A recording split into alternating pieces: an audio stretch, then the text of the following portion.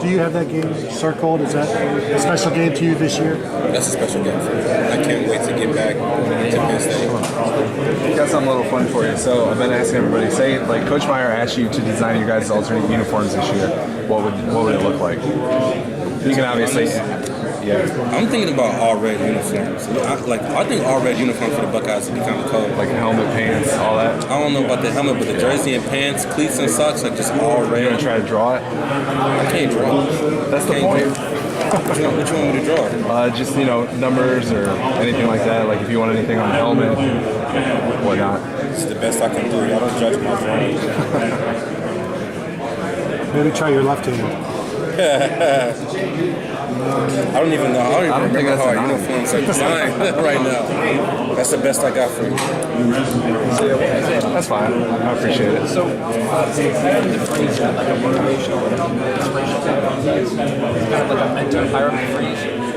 Coach Hiram? Yeah, he is. Having Coach Hiram around is like it's like the grandfather of the team. He's got that wisdom. He's been here a long time and he's been through a lot, so he knows. I definitely went to Coach Hiram a few times off stroke because like I said, he's like the grandfather of the team. He has that wisdom. He always knows what's going on. He always knows when something's wrong. Like even when you don't say something, he's just a good resource to have on the team. I think everybody loves him. Isaiah, what kind of change have you seen in Wayne this spring and summer since you found out he was the guy? Have you seen anything in terms of leadership or personality change in him since now that he's a starting quarterback and knows it? Yeah, I feel like at first Dwayne was like really shy and scared to come out of his shell, but I feel like as he's found out he's going to be the starting quarterback and he's starting to come out of his shell. He's starting to talk more, be more vocal, and step up and be that leader. Did you see that in the Michigan game at all? Yeah, I did. I think Dwayne's whole demeanor was just calm. He didn't panic. He wasn't under any stress or pressure. He understood his job and he executed. Have you hosted a lot of recruits on official visits in your time at Ohio State? I mean, I've had quite a few. Not a bunch. Do you know your record on landing those guys? I don't know. I know I landed Nick Petit. Yeah. That wasn't Greg Schiano. That wasn't Urban. That was you. That was me. What did you do? No, I took him out to eat. He stayed at my place. We hung out. Just hung out with him the whole time. You've been kind of one of the first, especially on the offensive line. You've been playing pretty much every snap. I mean, is there a secret to your longevity in your career? I didn't hear. Is there a secret to like your longevity being able to play every snap? The coaches do a really good job of taking care of the offensive line because they know we play so many snaps game in our offense. We run so many plays game that, I mean, we still practice hard during the week, but they know like when we need rest and when they provide stuff in the training room that helps our bodies recover. So they definitely do a great job of keeping us healthy. And you and Draymond were announced the Outland Trophy Watch List later today. I mean, what does that mean for you as a player, just seeing kind of some of your hard work kind of being recognized before the season begins? To me, it's just another opportunity to work harder. It's another motivational factor. Just put my foot on the gas pedal and play even harder. Just not thinking too much about your mind, just kind of there, just seeing the appreciation, right? Yeah, just seeing the appreciation and just knowing that you have enough opportunity to achieve something great. Why not go get it? Isaiah, can you imagine after 2 years ago some of the moments that you had in 2015? I know that was a tough year in a lot of ways. Can you take me through what you've had to go through to get to this point now where not only are you being recognized as a leader on the team by being here, but also the Outland list and that kind of stuff? I mean, what has it taken for you to get to this new level? It's taken a lot of focus, and I had to do a lot of reevaluation of how I thought about myself. I used to get so down on myself when I made a mistake, and I realized you can't live your life like that. Like, you're going to make mistakes. Not everything's going to be perfect, and that's just something I applied every day. Like, just going into the weight room, like, no matter what happens, you work as hard as you can, and everything will be okay. That you just kind of grinded through it? Just grinded through it. That's how I did with my brothers, my coaches, my family. They just kept me on a positive path and just kept grinding. How hard was it to go on social media and see the things that people say? Was that did you try to avoid that, or was that a moment where you kind of wanted to just see it and make sure that you used it as a motivator? During the 2016 season, it was definitely hard, especially after the Penn State game. That's something that definitely brought me down.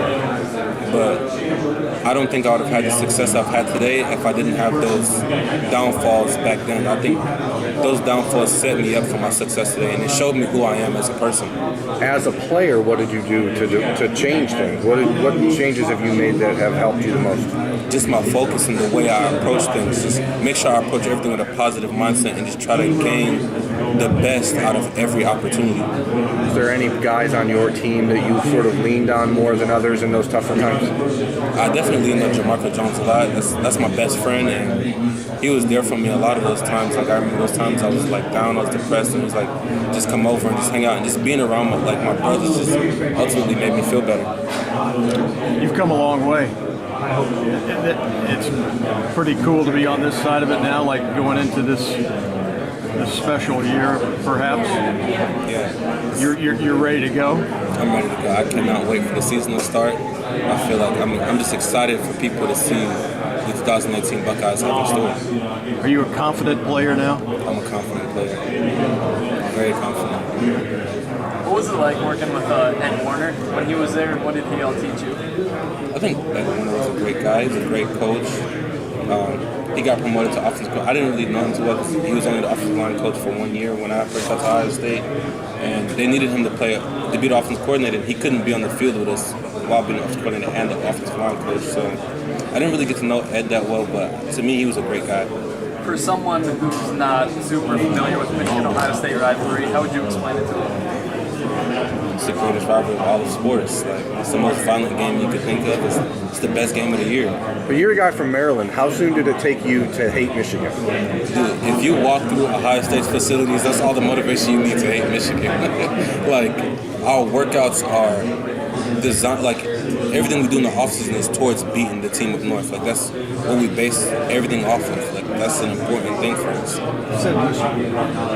Michigan team up north don't matter to me. So it was a learning process, though. Because again, you're a guy from Maryland, probably recruited by both schools. At what point do you go, okay, you know what? I'm done with them. I hate that team. I'm moving on. Like, I mean, for a kid from Ohio, it's easy. Right. But I mean, how challenging is that for you coming from out of state? It wasn't that challenging for me, especially when you're in a program where you love your brothers. And to me, I understood how the older people, especially Chase Ferris, Braxton, all the older guys, how they viewed Michigan. It just made me view them the same way. Like, if that's my brother and that's my family, like, I'm going to side with him all the time. If he views Michigan in a certain way, I guess that's how I should view it. That's how I bought in. You know, you talked about being more confident along those lines, breaking in a new quarterback. You feel more pressure as an offensive line to kind of take the onus off of him a little bit of the pressure off of him? To be honest, I try not to let any type of pressure get to me. I try to stay as calm as possible. I feel like once you start letting the pressure get to you, you start to get flustered, you start to get frustrated, and you start making mistakes, unnecessary mistakes. So to me, I just try not to think about it at all and just control what I can control. If I can control what I can control on the field, then everything can take care of itself.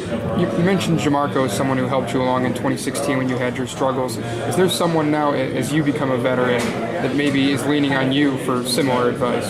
Yeah, I definitely feel like the younger guys in the room, like Wyatt Davis, Thayer Mumford, Nick Petit, Josh Myers, I feel like they all look at me in certain situations. And how I look at it is I got to provide the same examples that Jamarco, Chase Ferris, and Taylor Decker did for me. So that's what I try to do. What are those examples? What do you want them to take away from you? Just no matter how tough things get, that there's light at the end of the tunnel. And you may not always see it, but you just always have to put your head down and just keep working hard, and everything will come out the way you want it to be. One of the guys that's really gone through a lot of stuff over the last few years alongside you was Demetrius Knox, and now he's in a position probably to start this fall. What have you seen from Demetrius that's really elevated his game? His confidence. Coach Meyer talks about that all the time. You give a player confidence, and they'll take off with it. And that's the same that happened with Demetrius Knox. He started a few games, he got his momentum going, and he got that confidence, and now like he's a great player. Like he had a great spring, in my opinion. So what are your memories of Ed Warner, and how interesting is it for you that you can see him in Michigan? I don't know. I think it's kind of weird seeing him in Michigan because it was just like you really can't say anything about it because you coached here, but it's like at the end of the day, he's a great guy. Like I never had any problems with Ed. I just didn't know him too well because I only spent 1 year with him. Right. lot of the coaches have talked about just your improvement from your sophomore year to junior year. What do you think led to that? Was it just hard work? Was it getting the experience? It was hard work and getting the experience. I feel like once I got the experience and I got the confidence and I knew what to expect and I knew what was going on, I feel like that helped me play. But a lot of times in 2016, like I didn't know what to expect. This is my first time doing this, first time being on the road, and a lot of times like, I didn't know how to handle those situations. And I think the experience is definitely something that helped. Was there a moment last year where you realized you had made that significant jump, or was it just a gradual progression for you? I feel like after the Oklahoma game, like that was the only game I gave up a sack last year, and I just thought back, like if it was 2016 season and I gave up a sack that game, I would have been pouting for weeks. And when I noticed the growth when I gave up a sack down in Oklahoma, like I didn't think about it, I didn't get frustrated. I just went back to work and just continued to play just as hard. And that's when I realized like I've grown and matured. You've probably been asked about this, but are you staying at right tackle for sure, or is that still up in the air? That's still up in the air. I'm not sure yet. Would you say you feel more comfortable? You've obviously started there for 2 years. You're pretty comfortable there, I would think. If there's a chance you could play left tackle, but you're probably more comfortable at right tackle. Is that a good way of describing it? Yeah, I'm more comfortable at right, but I mean, I'll do whatever the team needs me to do. If I have to play left tackle, then it is what it is. I'll get the job done. I know Thayer was playing left tackle in the spring. At least to close the spring, and you were playing right tackle. Thayer, I mean, I knew he came in. I think he was like a 3-star recruit. He was on the plate as a true freshman. Did he kind of pleasantly surprise you guys last year? What do you expect out of him this year? To be honest, I didn't surprise us. Stars is not something that really mattered to us. Like, if you're at Ohio State, you're at Ohio State for a reason. So I didn't think because he's a 3-star player, like any less of him. And I think Thayer Mumford is grown and maturing into a really good young man, a good young player. He's probably a guy you took under his wing, I would imagine. To be honest, he has. I've mentored Thayer since he's been at Ohio State. I'm his big brother, and I just help guide him through all the situations I can possibly help, because I don't want people to go through what I went through in 2016. Like, if you can start from the jump being successful, then why not? What's your goals this season, kind of individually and as a team? Well, individually, my goal is to always put the team first. So my goal is to win a national championship. Like, that's why I came to Ohio State, is to win. And second, just be a top 5 pick like any other college football player. Describe your game out there, man. You got prototypical NFL size. What's your self-scouting report on Isaiah Prince? I mean, I don't want to boast about myself, but this is your moment. Do it. I want you to boast about yourself. I mean, I don't really like talking about myself, but if I had to describe myself, I'd say he's a dog. Like, if you line up against him, it's going to be a war. It's probably the best thing you can have as an offensive line. I guess other than prototypical size, you have to have that fighting. Yeah, talk more about that. Yeah, like, if you line up against me, it's going to be a war. I don't care who you are. I don't care what you've done. I don't care about your success. Like, if you line up against me, you're in for a fight. I don't care. You mentioned Thayer. You obviously know all the things that he had to overcome just to even get to Ohio State. How special is he in that regard that a lot of lesser people would have never even come close to where he is right now? Yeah, Thayer has definitely been through a lot, especially getting to Ohio State. But I think he's handled all the adversity really well, and that's why I love him, because I know he's a tough kid, and that's one thing that's not hard for me to help or provide leadership for. As long as you're tough and you can handle the adversity, that's fine with me. Like, that's life. You got to handle adversity. Did you have any moments where you thought about the NFL after last year at all, or was that never a debate for you? To be honest, I did think about the NFL last year. I only gave up 2 sacks last year, so I was like, I thought I had a really good year last year, so I was like, to be honest, in my opinion, I thought I was one of the top tackles in the country last year, but obviously it wasn't viewed that way, and which is fine with me. Coming back to school at Ohio State, nothing wrong with that. What ultimately put that thought out of your mind in the decision to return? I mean, did you get an evaluation from the NFL? Was there any of that kind of discussion? I mean, I just talked to my coaches. Like, I trust my coaches. Like, we're all family, and I trust that they wouldn't lie to me about anything that they said. The best thing for you is to come back to school. Like, it'd be better for you just like you came back to school. And I trust them, so that's what I did. How close are you to your degree? I'm supposed to graduate in December. December. A year early. What's your major? Sport industry. What can fans expect out of Dwayne Haskins? If a fan was asking you, hey, what can I expect out of Dwayne Haskins this year? What would you tell him? He's an elite passer. He's an elite player, just like any other Ohio State player. You came to Ohio State, you're going to dominate. I think Dwayne's going to have a really good year, and I'm just excited for people to see that this year. The Maryland connection. DMV 301. As an offensive lineman, how different is it when Dwayne's in the game versus now when Tate could come in and different, obviously a totally different type of player. So is that something you guys have to do anything different, or is there any different vibe amongst the group saying, hey, we got to protect this guy a little differently? No, nothing changes. We protect the guys just as equal. Like nothing changes. The play calling doesn't change. Like they're both capable of getting the job done in the same manner. So no, we don't change anything. Isaiah, what's it been like to practice against Draymond Jones, face him in practice? Do you remember a time when you really wowed you as a specific play or moment? Yeah, I remember sophomore year when me and Draymond almost fought. But I mean, like, we're family and it's competitive. And we just doing whatever it takes to win. So I mean, I love going against him in practice. He's my brother. How much do you go against Nick? To be honest, that's the only person I go against. If I'm not going against Nick, then like if I'm not competing against the best, then what's the point? What is that like to go against Nick Bosa day in, day out? Like every day is like a game day. If you're going against Nick, it's a game day. Because he doesn't slack off in the drill at all. Neither of us do. Right. Like we understand that we're two high level guys, and to win those reps, like you got to be on your A game. Kevin Deck used to talk all the time about going against Nick or against Joey Bosa made him so much a better player.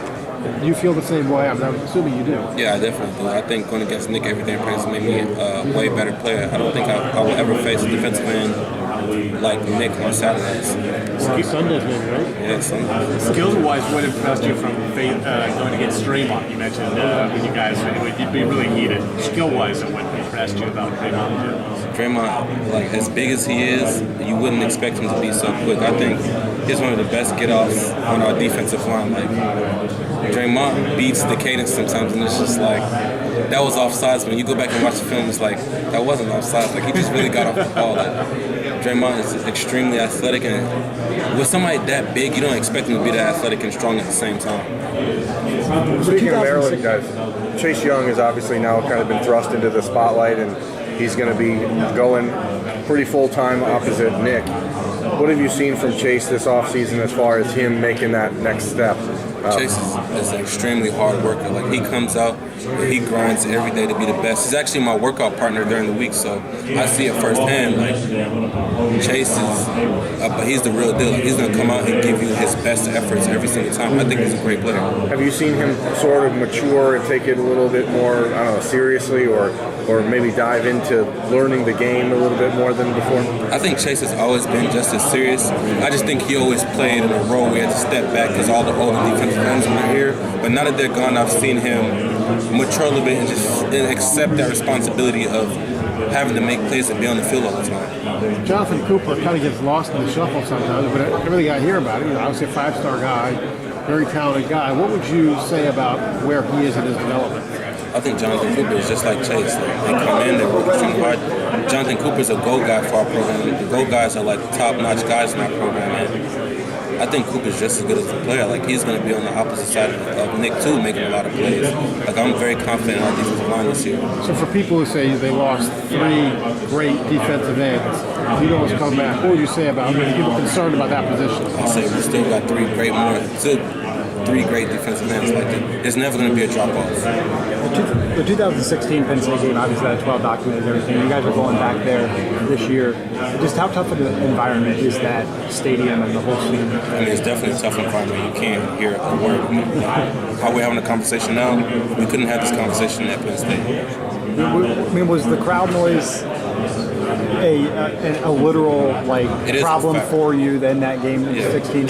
Offensive line is based on a group effort. Like we have to communicate and execute together. So if we can't communicate, then we're at a big disadvantage. What can you tell us about Nick Petit-Frere? Because very quiet guy during the recruiting process. Obviously comes in with a lot of accolades, and I know he hasn't. Obviously, fall camp hasn't started yet, but you have spent some time around him both when he was being recruited and since he arrived. What's he like, and just your impressions of him so far? I think he's a hard, tough kid. Like for him to excel the way he does through Ohio State workouts at this young of an age, just reminds me of me my freshman year. Like he's a tough kid, and that's all I want from my offensive line, is just be tough. What's it like for those freshmen to come in as stars in high school and the first day Nick's got him. What's that like? I mean, for them, especially me coming from it, it was tough. Like, it's a crazy transition. Like, they're gonna put you through stuff that you've never been through in your life, and I think the freshmen of this year have handled it extremely well. Because I remember Tate Martell saying he thought that the 45-minute warm-up was the actual workout.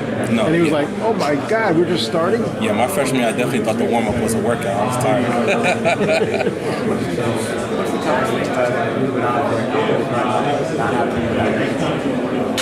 I mean, Billy provided great leadership. He was a great role model. He's a very smart guy. Billy was just a nice guy, but I don't think there's any drop-off. I think there's guys in the room that's older, like me, Demetrius Knox, Brandon Bone. Like, we're all going to our third and fourth and fifth years. I think we're all capable to make up for what Billy has done, not taking credit for what he's done. Is there anything unsettling though, not knowing going in? No, I'm not worried about it. I believe the coaches will make the best decision for the team. But what's life after JT like? I mean, he's been stayed with this program for so long. What's it like now? You're no longer there, and that leadership point gone a little bit. I mean, I'm not going to take any credit away from JT. JT was a great leader. He was a great person. He was the face of the program for a while. But even with that said, I feel like there's great leaders on this team, like me, Paris Campbell, Draymond Jones, Terry McLaurin, Johnny Dixon, that are all capable of making up for JT's absence. Is that not necessarily something that Dwayne needs to assume the same way that JT did? Obviously, the quarterback's the key position. But do you feel like you've got other people that maybe assume that leadership role instead of him? No, I think Dwayne has done a good job of controlling what he can control. He's developing to the leader that we need him to be as time goes on. I think by the season comes, he'll be ready. I don't think Dwayne's focused on what JT has done in the past or what has happened. I think Dwayne is just focused on how can he best contribute and help this team. I know you are blocking. You're not really watching Dwayne's throws. When you do see what he's able to do, I see Dwayne throw the ball. I see something very special. what is it? I mean, is it just the accuracy, the velocity, the range of throws that he can make? What's the most special thing about his passing ability? It's just his arm power and the accuracy. Not only does he have the arm strength to get it there, but it's going to be where we need it to be, where the receivers need it to be. And to me, when watching him throw a deep ball, like after he throws the ball, we're all watching the ball fall into the hands of the receivers. It's just like, that was a pretty damn good ball. That pass he threw to Austin Mack, when that play was against Michigan, when that play was called, there's a guy coming in first, battle-tested action. Was there anything like asking make that throw? I was like, oh, it's Dwayne. No, we're all fine. Like I said, every player at Ohio State is trained for moments like that, and we don't get nervous. We don't say, what's his name's in the game. Like, we don't do that. Like, we're brothers, and we're here to help and support each other. So Dwayne comes to the game, and as the older players, we're just here to support him. And Dwayne was confident. Like, he was trained for that. Do you think the majority of young quarterbacks would have even attempted that pass, or they would have went to a different option? Because that was a pretty tight window. Young quarterbacks at other schools or young quarterbacks at Ohio State? Anywhere. I think young quarterbacks at Ohio State would have made that throw because